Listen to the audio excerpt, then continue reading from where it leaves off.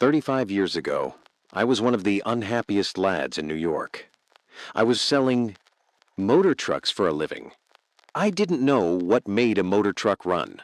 That wasn't all. I didn't want to know. I despised my job. I despised living in a cheap furnished room on West 56th Street, a room infested with cockroaches. I still remember that I had a bunch of neckties hanging on the walls, and when I reached out of a morning to get a fresh necktie, the cockroaches scattered in all directions. I despised having to eat in cheap, dirty restaurants that were also probably infested with cockroaches. I came home to my lonely room each night with a sick headache. A headache fed by disappointment, worry, bitterness, and rebellion. I was rebelling because the dreams I had nourished back in my college days had turned into nightmares. Was this life? Was this the vital adventure to which I had looked forward so eagerly? Was this all life would ever mean to me? Working at a job I despised, living with cockroaches, eating vile food, and with no hope for the future? I longed for leisure to read, and to write the band-song books I had dreamed of writing back in my college days. I knew I had everything to gain and nothing to lose by giving up the job I despised. I wasn't interested in making a lot of money, but I was interested in making a lot of living. In short, I had come to the Rubicon, to that moment of decision, which faces most young people when they start out in life. So I made my decision, and that decision completely altered my future. It has made the last 35 years happy and rewarding beyond my most utopian aspirations. My decision was this: I would give up the work I loathed, and since I had spent 4 years studying in the State Teachers College at Warrensburg, Missouri, preparing to teach, I would make my living teaching adult classes in night schools. Then I would have my days free to read books, prepare lectures, write novels and short stories. I wanted to live to write and write to live. What subject should I teach to adults at night? As I looked back and evaluated my own college training, I saw that the training and experience I had had in public speaking had been of more practical value to me in business and in life than everything else I had studied in college all put together. Why? Because it had wiped out my timidity and lack of confidence and given me the courage and assurance to deal with people. It had also made clear that leadership usually gravitates to the man who can get up and say what he thinks. I applied for a position teaching public speaking in the night extension courses, both at Columbia University and New York University. But these universities decided they could struggle along somehow without my help. I was disappointed then, but I now thank God that they did turn me down, because I started teaching in YMCA night schools, where I had to show concrete results and show them quickly. What a challenge that was. These adults didn't come to my classes because they wanted college credits or social prestige. They came for one reason only. They wanted to solve their problems. They wanted to be able to stand up on their own, 2 feet, and say a few words at a business meeting without fainting from fright. Salesmen wanted to be able to call on a tough customer without having to walk around the block 3 times to get up courage. They wanted to develop poise and self-confidence. They wanted to get ahead in business. They wanted to have more money for their families. And since they were paying their tuition on an installment basis, and they stopped paying if they didn't get results, and since I was being paid, not a salary, but a percentage of the profits, I had to be practical if I wanted to eat. I felt at the time that I was teaching under a handicap, but I realize now that I was getting priceless training. I had to motivate my students. I had to help them solve their problems. I had to make each session so inspiring that they wanted to continue coming. It was exciting work. I loved it. I was astounded at how quickly these businessmen developed self-confidence. and how quickly many of them secured promotions, increased pay. The classes were succeeding far beyond my most optimistic hopes. Within 3 seasons, the YMCAs, which had refused to pay me $5 a night in salary, were paying me $30 a night on a percentage basis. At first, I taught only public speaking, but as the years went by, I saw that these adults also needed the ability to win friends and influence people. Since I couldn't find an adequate textbook on human relations, I wrote one myself. It was written, no, it wasn't written in the usual way. It grew and evolved out of the experiences of the adults in these classes. I called it How to Win Friends and Influence People. Since it was written solely as a textbook for my own adult classes, and since I had written 4 other books that no one had ever heard of, I never dreamed that it would have a large sale. I am probably one of the most astonished authors now living. As the years went by, I realized that another one of the biggest problems of these adults was worry. A large majority of my students were businessmen executives, salesmen, engineers, accountants, a cross-section of all the trades and professions, and most of them had problems. There were women in the classes, businesswomen, and housewives. They too had problems. Clearly, what I needed was a textbook on how to conquer worry. So again, I tried to find one. I went to New York's great public library at 5th Avenue and 42nd Street and discovered to my astonishment that this library had only 22 books listed under the title Worry. I also noticed to my amusement that it had 189 books listed under worms. Almost 9 times as many books about worms as about worry. Astounding, isn't it? Since worry is one of the biggest problems facing mankind, you would think, wouldn't you, that every high school and college in the land would give a course on how to stop worrying. Yet, if there is even one course on that subject in any college in the land, I have never heard of it. No wonder David Seabury said in his book, How to Worry Successfully, we come to maturity with as little preparation for the pressures of experience as a bookworm asked to do a ballet. The result? More than half of our hospital beds are occupied by people with nervous and emotional troubles. I looked over those 22 books on worry reposing on the shelves of the New York Public Library. In addition, I purchased all the books on worry I could find. Yet, I couldn't discover even one that I could use as a text in my course for adults. So I resolved to write one myself. I began preparing myself to write this book 7 years ago. How? By reading what the philosophers of all ages have said about worry. I also read hundreds of biographies, all the way from Confucius to Churchill. I also interviewed scores of prominent people in many walks of life, such as Jack Dempsey, General Omar Bradley, General Mark Clark, Henry Ford, Eleanor Roosevelt, and Dorothy Dix. But that was only a beginning. I also did something else that was far more important than the interviews and the reading. I worked for 5 years in a laboratory for conquering worry, a laboratory conducted in our own adult classes. As far as I know, it is the first and only laboratory of its kind in the world. This is what we did. We gave students a set of rules on how to stop worrying and asked them to apply these rules in their own lives, and then talk to the class on the results they had obtained. Others reported on techniques they had used in the past. As a result of this experience, I presume I have listened to more talks on how I conquered worry than has any other individual who ever walked this earth. In addition, I read hundreds of other talks on how I conquered worry, talks that were sent to me by mail, talks that had won prizes in our classes, that are held in more than 170 cities throughout the United States and Canada. So this book didn't come out of an ivory tower. Neither is it an academic preachment on how worry might be conquered. Instead, I have tried to write a fast-moving, concise, documented report on how worry has been conquered by thousands of adults. One thing is certain, this book is practical. You can set your teeth in it.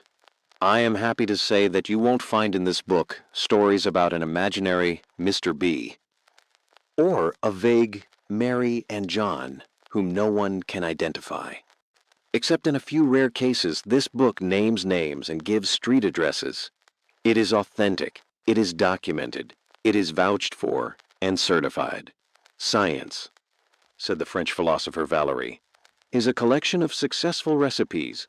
That is what this book is, a collection of successful and time-tested recipes to rid our lives of worry. However, let me warn you, you won't find anything new in it, but you will find much that is not generally applied. And when it comes to that, you and I don't need to be told anything new. We already know enough to lead perfect lives.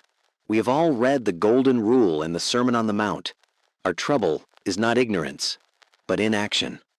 The purpose of this book is to restate, illustrate, streamline, air condition, and glorify a lot of ancient and basic truths, and kick you in the shins, and make you do something about applying them. You didn't pick up this book to read about how it was written. You were looking for action. All right, let's go. Please read the first 44 pages of this book, and if by that time you don't feel that you have acquired a new power and a new inspiration to stop worry and enjoy life, then toss this book into the dustbin. It is no good for you. Would you like a quick, surefire recipe for handling worry? Then let me tell you about the method worked out by Willis H. Carrier, the brilliant engineer who launched the air conditioning industry and who is now head of the world-famous Carrier Corporation in Syracuse, New York. It is one of the best techniques I ever heard of for solving worry problems, and I got it from Mr. Carrier personally when we were having lunch together one day at the Engineers Club in New York. When I was a young man, Mr. Carrier said, I worked for the Buffalo Forge Company in Buffalo, New York. I was handed the assignment of installing a gas cleaning device in a plant of the Pittsburgh Plate Glass Company at Crystal City, Missouri plant, costing millions of dollars. The purpose of this installation was to remove the impurities from the gas so it could be burned without injuring the engines. This method of cleaning gas was new. It had been tried only once, before and under different conditions. In my work at Crystal City, Missouri, unforeseen difficulties arose. It worked after a fashion, but not well enough to meet the guarantee we had made. I was stunned by my failure. It was almost as if someone had struck me a blow on the head. My stomach, my insides, began to twist and turn. For a while I was so worried I couldn't sleep. Finally, common sense reminded me that worry wasn't getting me anywhere, so I figured out a way to handle my problem without worrying. It worked superbly. I have been using this same anti-worry technique for more than 30 years. It is simple. Anyone can use it. It consists of 3 steps. Step I analyzed the situation fearlessly and honestly, and figured out what was the worst that could possibly happen as a result of this failure. No one was going to jail me or shoot me. That was certain. True, there was a chance that I would lose my position, and there was also a chance that my employers would have to remove the machinery and lose the $20,000 we had invested. Step 2. After figuring out what was the worst that could possibly happen, I reconciled myself to accepting it, if necessary. I said to myself, this failure will be a blow to my record, and it might possibly mean the loss of my job. But if it does, I can always get another position. Conditions could be much worse. And as far as my employers are concerned, well, they realize that we are experimenting with a new method of cleaning gas. And if this experience costs them $20,000, they can stand it. They can charge it up to research, for it is an experiment.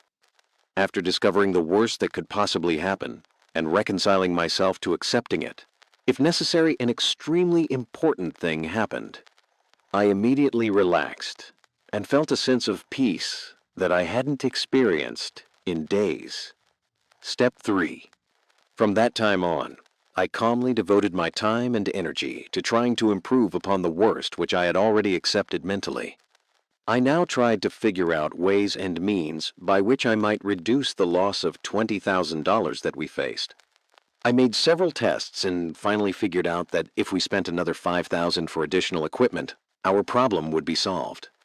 We did this, and instead of the firm losing $20,000, we made $15,000. I probably would never have been able to do this if I'd kept on worrying, because one of the worst features about worrying is that it destroys our ability to concentrate. When we worry, Our minds jump here and there and everywhere, and we lose all power of decision. However, when we force ourselves to face the worst and accept it mentally, we then eliminate all those vague imaginings and put ourselves in a position in which we are able to concentrate on our problem. This incident that I have related occurred many years ago. It worked so superbly that I have been using it ever since. And, as a result, my life has been almost completely free from worry. Now, why is Willis H. Carrier's magic formula so valuable and so practical, psychologically speaking? Because it yanks us down out of the great gray clouds in which we fumble around when we are blinded by worry. It plants our feet good and solid on the earth. We know where we stand. And if we haven't solid ground under us, how in creation can we ever hope to think anything through? Professor William James, the father of applied psychology, has been dead for 38 years. But if he were alive today and could hear his formula for facing the worst, he would heartily approve it. How do I know that? Because he told his own students, "Be willing to have it so." Be willing to have it so, he said, because acceptance of what has happened is the first step in overcoming the consequences of any misfortune. The same idea was expressed by Lin Yutang in his widely read book, The Importance of Living. True peace of mind, said this Chinese philosopher, comes from accepting the worst. Psychologically, I think, it means a release of energy. That's it, exactly. Psychologically, it means a new release of energy. When we have accepted the worst, we have nothing more to lose, and that automatically means we have everything to gain. After facing the worst, Willis H. Carrier reported, I immediately relaxed and felt a sense of peace that I hadn't experienced in days. From that time on, I was able to think. Makes sense, doesn't it? Yet millions of people have wrecked their lives in angry turmoil because they refused to accept the worst, refused to try to improve upon it, refused to salvage what they could from the wreck. Instead of trying to reconstruct their fortunes, they engaged in a bitter and violent contest with experience and ended up victims of that brooding fixation known as melancholia. Would you like to see how someone else adopted Willis H. Carrier's magic formula and applied it to his own problem? Well, here is one example from a New York oil dealer who was a student in my classes. I was being blackmailed, this student began. I didn't believe it was possible. I didn't believe it could happen outside of the movies, but I was actually being blackmailed. What happened was this. The oil company of which I was the head had a number of delivery trucks and a number of drivers. At that time, OPA regulations were strictly in force, and we were rationed on the amount of oil we could deliver to any one of our customers. I didn't know it, but it seems that certain of our drivers had been delivering oil short to our regular customers, and then reselling the surplus to customers of their own. The first inkling I had of these illegitimate transactions was when a man who claimed to be a government inspector came to see me one day and demanded hush money. He had got documentary proof of what our drivers had been doing, and he threatened to turn this proof over to the district attorney's office if I didn't cough up. I knew, of course, that I had nothing to worry about, personally at least. But I also knew that the law says a firm is responsible for the actions of its employees. What's more, I knew that if the case came to court and it was aired in the newspapers, the bad publicity would ruin my business. And I was proud of my business. It had been founded by my father 24 years before. I was so worried I was sick. I didn't eat or sleep for 3 days and nights. I kept going around in crazy circles. Should I pay the money $5,000 or should I tell this man to go ahead and do his damnedest? Either way, I tried to make up my mind. It ended in nightmare. Then, on Sunday night, I happened to pick up the booklet on How to Stop Worrying, which I had been given in my Carnegie class in public speaking. I started to read it and came across the story of Willis H. Carrier. Face the worst, it said. So I asked myself, what is the worst that can happen if I refuse to pay up? And these blackmailers turn their records over to the district attorney. The answer to that was, the ruin of my business, that's the worst that can happen. I can't go to jail. All that can happen is that I shall be ruined by the publicity.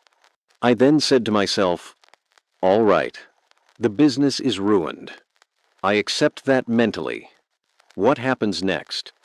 However, he didn't make the trip sans wine. I drank highballs and smoked long cigars on that trip, Mr. Haney says in a letter that I have before me now.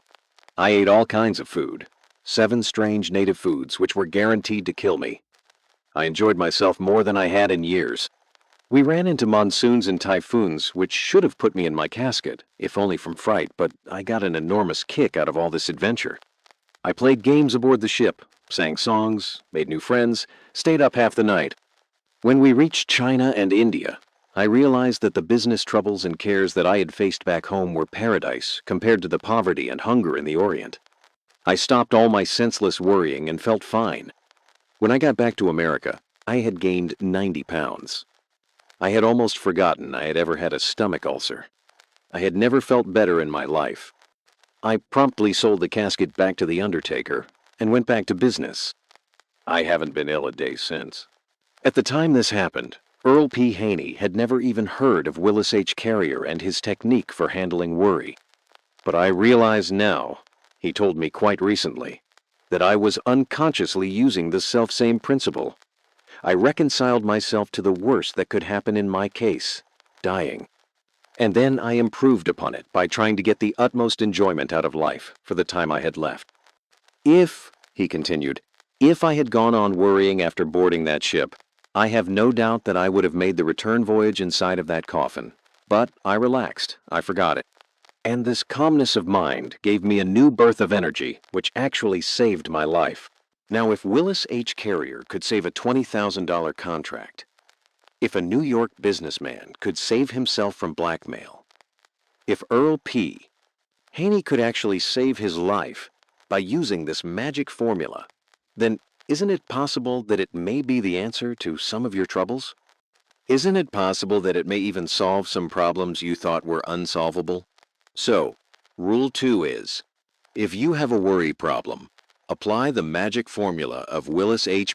Carrier by doing these 3 things. 1. Ask yourself, what is the worst that can possibly happen? 2. Prepare to accept it if you have to. 3. Then calmly proceed to improve on the worst.